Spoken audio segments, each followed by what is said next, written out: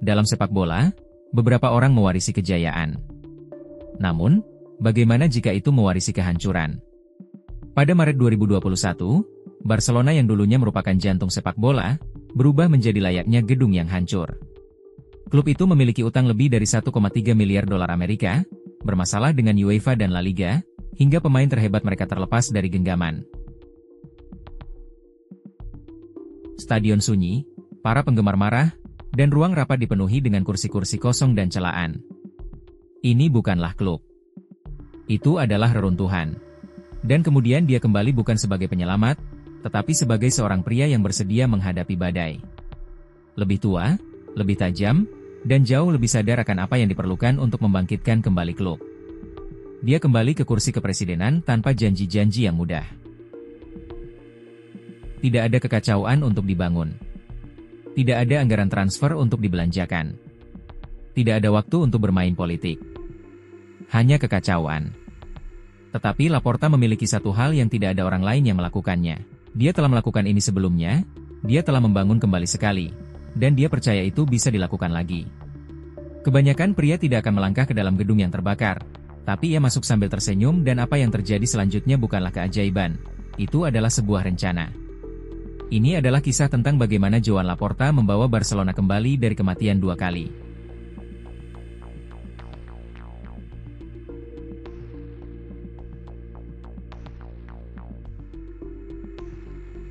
Joan Laporta. Ia tidak terlahir dalam dunia sepak bola. Ia adalah seorang pengacara berdasarkan profesinya, seorang politisi berdasarkan naluri, dan seorang nasionalis Katalan berdasarkan keyakinan. Dengan gelar sarjana hukum dari Universitas Barcelona, dan firma hukum yang sukses. Laporta membangun reputasinya di ruang sidang dan kantor kampanyenya, bukan di ruang ganti. Namun, ia juga seorang sosiolog, seorang penggemar, seorang anggota, seorang penganut. Dan jauh di lubuk hatinya, ia memiliki visi bahwa Barcelona bisa menjadi lebih dari sekadar klub. Pada tahun 2003, klub itu tidak memiliki arah. Real Madrid memenangkan gelar dan mencuri berita utama. Barcelona tidak memenangkan trofi utama dalam 4 tahun. Suasananya penuh dengan kegagalan dan para penggemar telah kehilangan kepercayaan. Laporta bukanlah favorit untuk memenangkan pemilihan pada kala itu. Ia bukan yang paling berpengalaman, tetapi ia yang paling berani. Karismanya menarik perhatian semua orang. Janji-janjinya membangkitkan harapan, dan janjinya yang berani mengontrak David Beckham meskipun itu tidak terwujud. Ia menang secara tak diduga dan sejak hari pertama, ia mulai mengubah segalanya. Frank Rijkaard dipekerjakan sebagai pelatih utama. Setahun kemudian, Ronaldinho pun datang yang akan menjadi simbol kegembiraan dan kebangkitan. Laporta tidak hanya membangun kembali tim, melainkan ia membentuk kembali identitas klub. Pada tahun 2008, sihir Ronaldinho memudar, Rijkaard pergi dan Barcelona kembali berada di persimpangan jalan. Banyak yang mengharapkan pelatih besar tiba mengambil alih, dan Mourinho pun menginginkan posisi itu. Tetapi Laporta memilih jalan yang berbeda, ia mempromosikan mantan gelandang yang pendiam dan tanpa pengalaman. Pep Guardiola. Itu lebih dari sekadar pertaruhan, melainkan itu adalah revolusi. Guardiola tidak hanya mewarisi tim, ia membangun tim berisikan Xavi Hernandez, Andres Iniesta dan Lionel Messi. Hanya dalam 4 musim, Barcelona asuhan Guardiola memenangkan gelar La Liga, Liga Champions, hingga Piala Dunia antar klub. Total 14 piala utama berhasil ia rengkuh. Namun lebih dari sekadar piala, mereka mendefinisikan ulang cara dunia memandang sepak bola. Itu adalah tiki-taka. Itu adalah dominasi total. Itu adalah keindahan seni dengan kekejaman. Itu adalah klub sepak bola terhebat yang pernah ada, dan itu tidak akan pernah terjadi tanpa kepercayaan dari seorang Joan Laporta. Ketika ia meninggalkan kursi kepresidenan tahun 2010, Barcelona sedang berada di puncak dunia pada kala itu.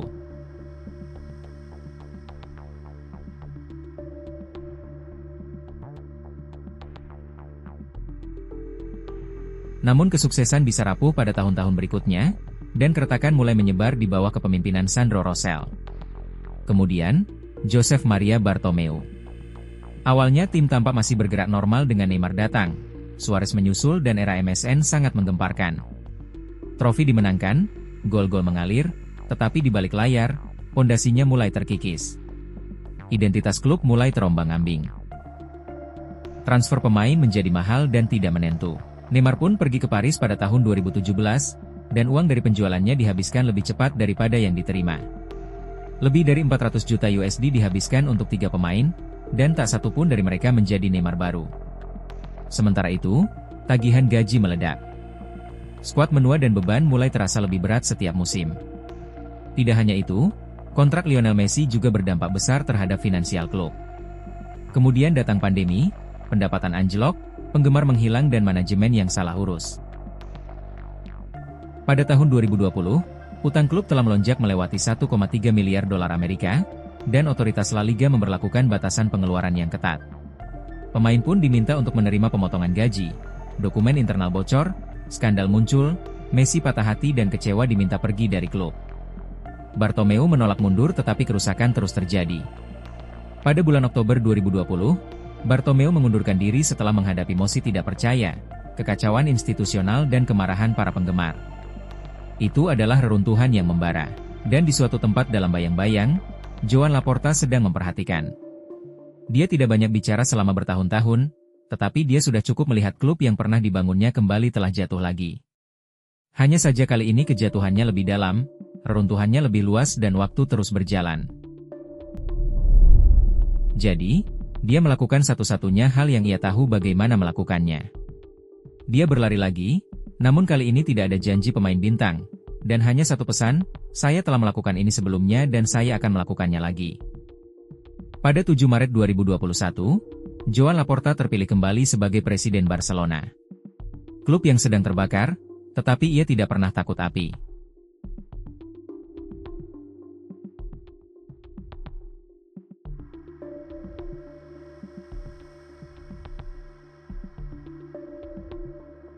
Ada satu janji yang menghantui segalanya. Mempertahankan Lionel Messi di klub, itu bukan strategi kampanyenya. Itu adalah keyakinan para penggemar. Dan selama beberapa minggu, sepertinya Messi telah menyetujui kontrak baru. Para penggemar optimis, bahkan Messi sendiri tampaknya siap untuk menulis bab terakhir dalam karirnya. Kemudian, muncul peraturan keuangan dari La Liga yang lebih keras. Batasan gaji pemain turun drastis dan akibatnya El Barca tidak dapat merealisasikan kontraknya. Laporta menghadapi pilihan yang sulit, tunduk pada liga yang tidak menawarkan kelonggaran, atau menjauh dari pemain terhebat dalam sejarah sepak bola. Akhirnya pada Agustus 2021, Lionel Messi mengucapkan selamat tinggal kepada Barcelona. Ini bukan hanya akhir dari sebuah kontrak, melainkan itu adalah akhir dari sebuah era. Dan di sisi lain, Laporta yang menjanjikan harapan malah memberikan patah hati. Beberapa orang menyebutnya pengkhianatan. Yang lain menyebutnya keberanian. Laporta tahu, mempertahankan Messi berarti berkorban masa depan, dan itu akan menunda perhitungan bukan menyelesaikannya. Laporta pun memulai lagi yang kedua. Kali ini tanpa pemain yang telah mendefinisikan segalanya. Ia tidak mewarisi tim, melainkan ia mewarisi butiran debu. Laporta tidak hanya memotong gaji pemain dan tidak hanya menegosiasikan ulang kontrak, melainkan ia mulai menjual bagian-bagian klub itu sendiri. Pertama, menjual 49% dari Barca Studios. Kedua, sebagian hak siar televisi digadaikan dengan imbalan uang tunai. Para kritikus pun berteriak, Anda menjual masa depan. Ini gegabah. Ini tidak berkelanjutan. Namun Laporta tidak gentar. Dalam beberapa bulan lebih, uang 600 juta telah disuntikan ke rekening klub. Dengan uang kembali di atas meja, Laporta bergerak cepat. Robert Lewandowski, Raphinha, Jules Koundé, Christensen, dan Franck Kessie. Itu adalah jendela transfer termahal klub dalam beberapa tahun yang seharusnya bangkrut. Dan tiba-tiba, klub yang tidak bisa bernapas mulai meraung kembali. Skuad direvitalisasi dan para penggemar mulai memiliki harapan lagi. Laporta tidak hanya melakukan transfer, melainkan ia membeli waktu, membeli kredibilitas dan membeli momentum. Setiap tanda tangan adalah risiko. Setiap presentasi adalah taruhan publik. Tetapi semua itu berhasil. Barcelona menduduki puncak klasemen dan mereka menjadi tim dengan pertahanan terbaik di Eropa. Terkadang untuk menyelamatkan klub yang Anda cintai, Anda harus melanggar setiap aturan yang Anda benci. Dan Laporta sekali lagi mempertaruhkan segalanya dan terbukti berhasil. Jadi, ia melakukan satu-satunya hal yang masuk akal.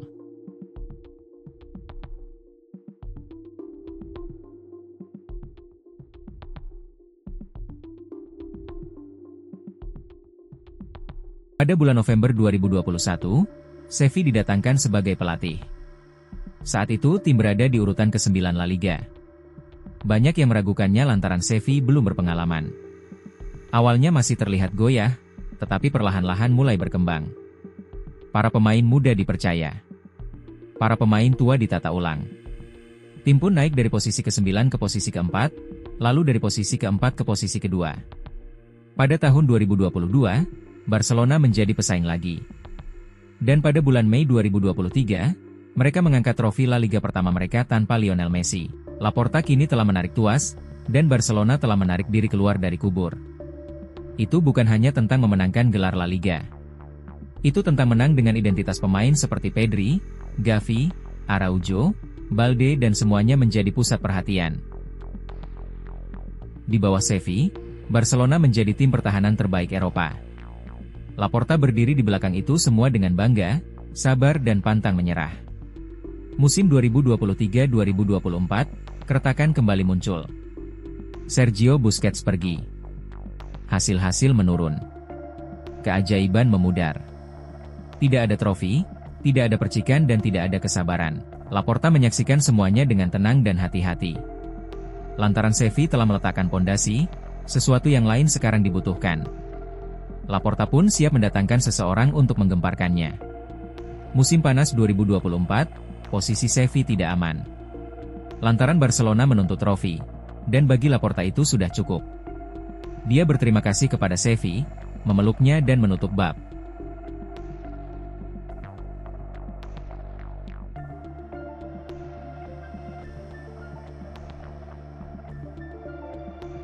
Kemudian datang penggantinya dari Jerman bernama Hansi Flick.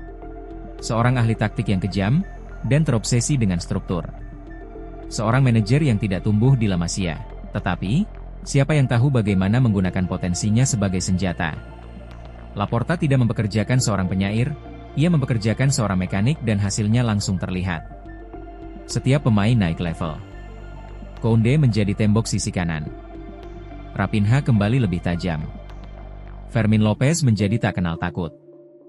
Pedri tampaknya terlahir kembali dan Lamine Yamal yang masih remaja kini bermain seperti veteran. Ini bukan revolusi. Itu adalah kalibrasi ulang. Xavi menanam benih dan Flick memaksa mereka untuk tumbuh. Di bawah Flick, Barcelona tidak hanya bermain lebih baik, mereka percaya mereka adalah tim terbaik di dunia. Itu bukan hanya pelatih. Itu adalah kejutan budaya. Mereka mulai memaksakan otoritas.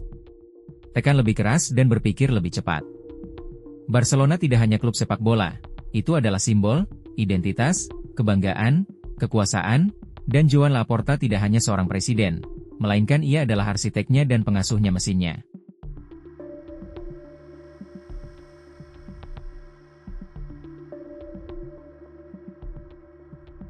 Sekarang, ia merencanakan tindakan terakhirnya.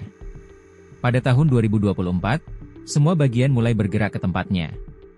Stadion Spotify senilai 1 miliar euro hampir selesai. Itu bukan hanya stadion, melainkan sebuah pernyataan yang dibangun untuk tontonan modern penggemar global. Kesepakatan dengan brand Nike yang baru saja ditandatangani adalah yang terbesar dalam sejarah sepak bola, 1,7 miliar euro hingga 2038.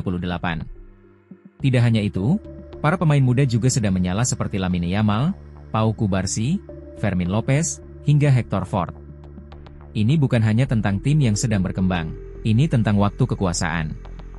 Hari ini stabil secara finansial, dimodernisasi secara struktural dan revitalisasi secara taktis. Laporta tidak hanya bertahan dari badai, melainkan ia membangun kerajaan. Ketika ia telah kehilangan segalanya, ia melepaskan para legenda hingga menggadaikan aset. Namun ia menghidupkan kembali klub itu dengan kenangan, uang dan risiko. Sekarang dengan stadion baru yang berdiri, tim seperti terlahir kembali dan warisan Laporta hampir selesai. Ia tidak hanya seorang presiden, melainkan ia adalah orang yang menolak membiarkan Barcelona mati. Itulah ringkasan ulasan tentang bagaimana Joan Laporta membawa Barcelona kembali dari kematian. Jika Anda ingin menambahkan atau sekedar mengkoreksi, silahkan tinggalkan jejak di kolom komentar.